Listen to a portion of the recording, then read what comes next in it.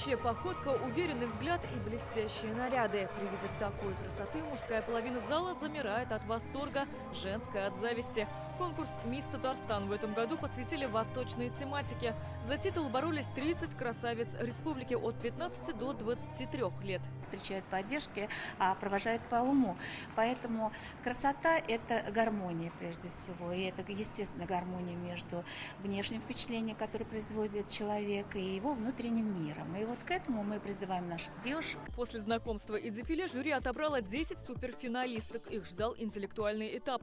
Если бы Аладдин жил в современном мире, что было бы его волшебной лампой? Какие черты Шахерезады должны быть у современной женщины? Нужно быть нежной рассказчицей, а в какие-то моменты нужно собраться, быть сильной и быть самой управляющей своей судьбой. Этим ответом 18-летняя уроженка Нижнекамска покорила жюри. Амира Шарипова прошла все этапы и получила корону «Мисс Татарстан-2026».